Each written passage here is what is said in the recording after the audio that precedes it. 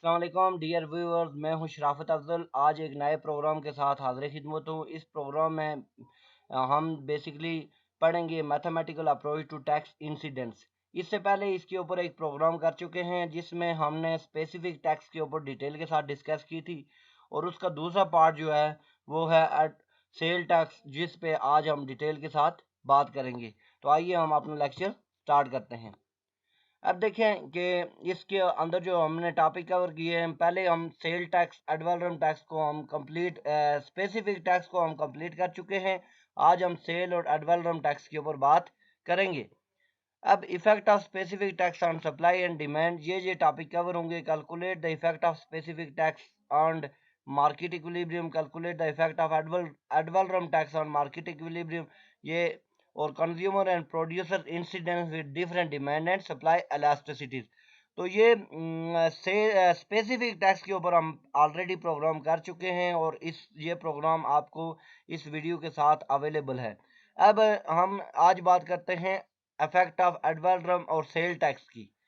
तो अगर हम सेल टैक्स की बात करें तो ये स्टेप्स वगैरह ये मैंने आपको बता दिया। क्वेश्चन नंबर 2 है इसमें, on the same cigarette brand the government impose a 33.3% sale tax, calculate the consumer and producer price after tax and new equilibrium. हमारे पास ऑलरेडी गिवन है quantity of supply is equal to 20 plus 2p। Plus का मैंने आपको sign बताया था, plus slope को जाहिर करता है, स्लोप पॉजिटिव होती है, सप्लाई हमेशा पॉजिटिव स्लोप होती है। डिमांड जो है वो नेगेटिव स्लोप होती है, तो quantity of demand is equal to 100 minus 2p।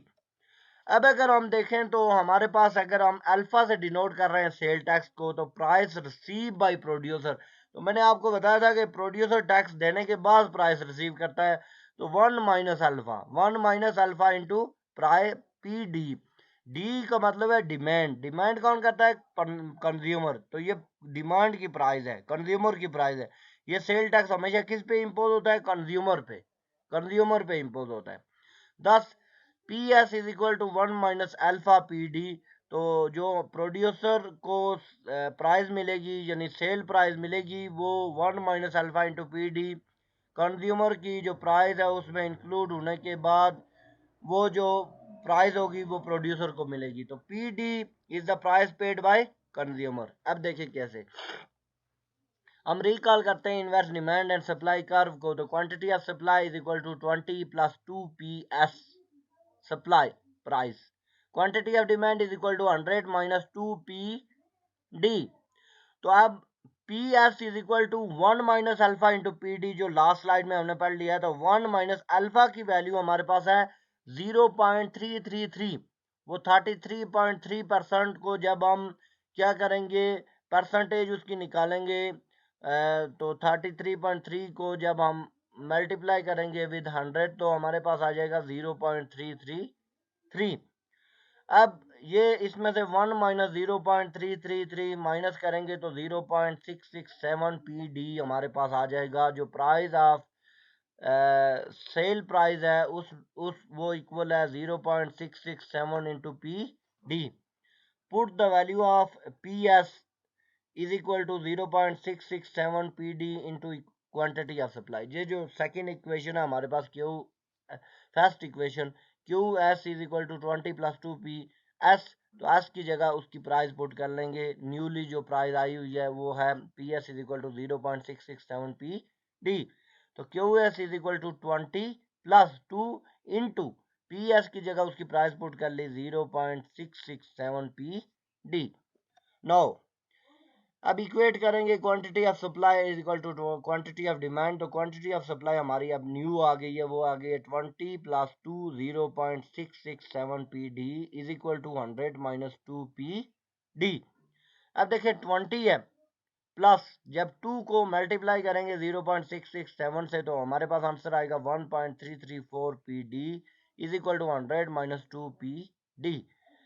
तो अब 1.3346 में से हम क्या करेंगे, ये जो 2p है इसमें ये 2pd माइनस हो रहा है, दूसरी साइड पे जाके प्लस हो जाएगा, वो pd के साथ ऐड हो जाएगा। तो 3.334pd इज इक्वल टू 80।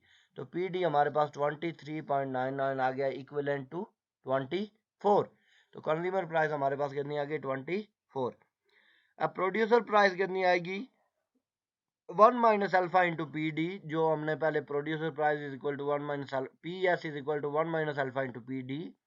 तो ये पी डी हमारे पास अवेलेबल है, तो इसको हम 24 मल्टीप्लाई बाय 1 माइनस अल्फा हम ऑलरेडी पढ़ चुके हैं, वो 0.667 है, उसको मल्टीप्लाई करेंगे तो हमारे पास 16.008 ये पी डी आ गई है। पी एस आ गई है, पी एस कितनी आ गई 16, पी डी कितनी आ गई 24। तो ये हमारे पास, और प्रोड्यूसर प्राइस जो है वो हमारे पास कितनी आ गई 16। अब न्यूली क्वांटिटी देखें, it is found by putting the value of consumer price into the new supply equation और ओल्ड डिमांड इक्वेशन। तो हम अगर न्यू सप्लाई हमारे पास आ गई 20 प्लस 2, ये जो लास्ट हमारे वो 20 प्लस 2, ये जो यहाँ पे ये हमारे पास इक्वेशन बनी है सप्लाई की सबसे नीचे, Q is S is equal to 20 plus 2 0.667 P D, इसमें पुट करेंगे तो क्यू डी हमारे पास ओल्ड डी है 100 माइनस 2 पी डी। तो हमारे पास put into either one to get, इनमें से या ऊपर वाली में पुट करें या नीचे वाली में, तो हमारे पास जो न्यू क्वांटिटी आएगी वो 52 आएगी। आप P D price quantity of supply में पुट करें या डिमांड में, क्योंकि इसको हमने एजम्पशनली इसको हमने एजम्पशन लगाई है कि ये दोनों इक्वेट हैं, quantity of demand is equal to quantity of, तो क्वांटिटी न्यू कितनी आ गई 52। अब देखें ये graphically S naught E one हमारा इक्विलिब्रियम था, जिसमें 20 हमारे पास क्वांटिटी थी और 60 क्या थी क्वांटिटी ऑफ डिमांड थी, सब क्वांटिटी थी और 20 प्राइस थी इनिशियली। अब जब हमने सेल टैक्स 33.33 इम्पोज किया तो सप्लाई कर्व हमारी बैकवर्ड शिफ्ट हो गई और वो 24 हो गई और 16 जो हमने ऑलरेडी पीछे कैलकुलेट कर दिया है। अब इसका डिमांड भी, अगर डिमांड साइड पे हम करें तो उसको भी 24 20 और 16, जिससे ऑलरेडी हम अगर हम डिमांड को अगर चेंज करें, डिमांड के अंदर वो वाला इफेक्ट लगाएं प्राइस वाला, तो वो एज इट इज इस तरह आएगी। तो ये हमारे पास सेल टैक्स इक्विलिब्रियम आ गया। If the sale tax is changed by same amount or percentage of specific tax, then the consumer and producer price is same in both. अगर स्पेसिफिक टैक्स और sale tax को same रखें तो दोनों का impact देखें same आ रहा है। प्रूव हो गया है कि price of consumer 24, price of P जो प्रोड्यूसर प्राइस है 16 है सेल प्राइस, और क्वांटिटी 52, इधर भी 24 16 और 52। तो इन दोनों का क्या होता है सेम इम्पैक्ट बढ़ता है अगर हम इसकी रेशो सेम रखें, स्पेसिफिक टैक्स हो या सेल टैक्स जिसको एल्ड्रोवेलम टैक्स कहते हैं। The same consumer and producer price and quantity after tax is achieved after the sale of 33.3% equal to specific tax जो है वो कितना है 8। तो ये हमारे पास से ये दोनों का इम्पैक्ट क्या आ गया सेम आ गया। ये देखें ये येलो ये जो रेड लाइन शो कर रही है ये उसकी है क्या नाम है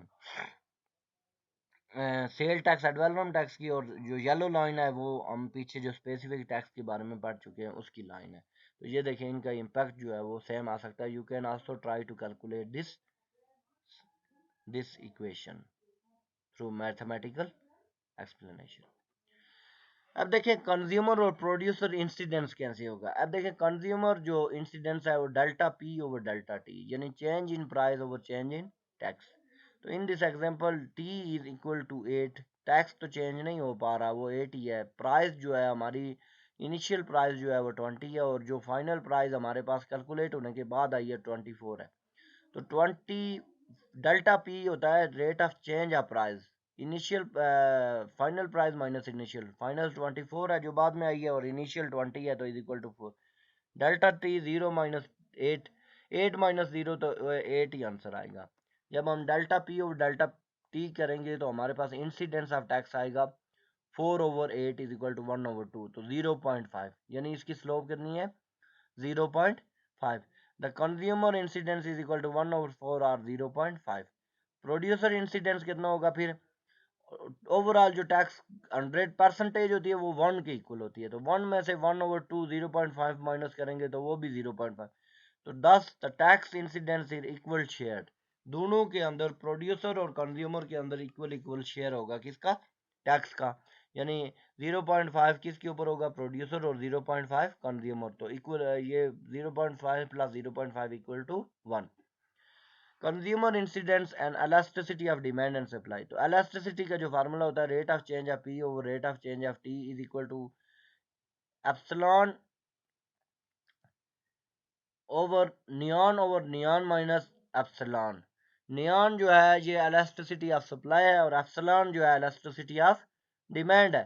तो neon over neon minus epsilon. तो अब हम इस पे प्रैक्टिकली डाल के देखते हैं answer. Unit elastic incident, unit का मतलब होता है जब नियॉन की वैल्यू भी 1 हो और एप्सिलॉन की वैल्यू भी 1 हो।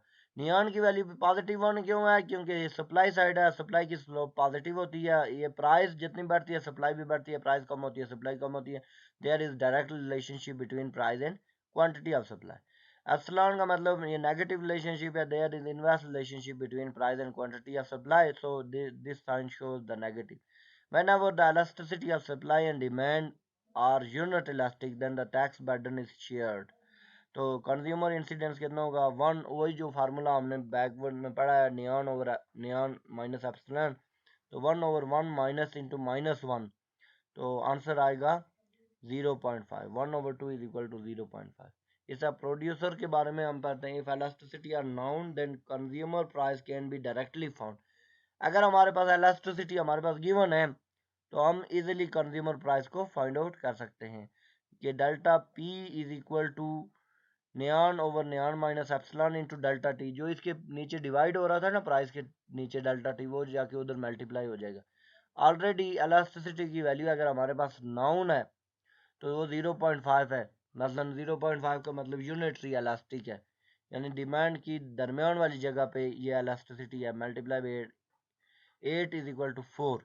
तो प्रीवियस प्राइस कितनी थी, 20, कंज्यूमर प्राइस 24, वो हमने जो कैलकुलेट कर चुके थे। तो 24 माइनस 8 इज इक्वल टू, वो टैक्स माइनस करेंगे ना तो 16 आ जाएगा। तो यहाँ से भी ये प्रूव हो गया। ये स्पेशल केस है कुछ, when supply curve is perfectly elastic the entire burden is on consumer. देखें अब सप्लाई कर्व परफेक्ट इलास्टिक है, यानी सप्लाई कर्व क्या है, हॉरिजेंटल है। हॉरिजेंटल का मतलब है इनफाइनाइट है, जितनी डिमांड डाउनवर्ड स्लोप है सप्लाई इनफाइनाइट है। तो इनफाइनाइट का मतलब हम इन्फिनिटी लिखते हैं। टू कैलकुलेट दिस वो use another formula by dividing the epsilon both side of equation, 1/1 minus E over N. तो 1/1 माइनस ई ओवर एन, ये ई ओवर एन किस तरह आया है कि वो neon over neon minus epsilon, neon को नियॉन पे और नियॉन को एप्सिलॉन पे डिवाइड करेंगे तो ये आंसर आएगा। तो इनफाइनाइट का मतलब होता है 1/0, 1/0। तो वो ऊपर वाली इक्वेशन को जाके 0 कर देगा, तो 1/1 minus 0 is equal to 1। When does the tax of $1 is put in this case the consumer pay $1। सारे का सारा कौन पे करेगा, अभी कंज्यूमर पे करेगा। क्यों, क्योंकि सप्लाई इलास्टिक परफेक्ट इलास्टिक है, तो सारा का सारा बर्डन किस पे जाएगा, कंज्यूमर पे जाएगा, क्योंकि कंज्यूमर ने ये चीज़ लेनी ही लेनी है और वो लेगा।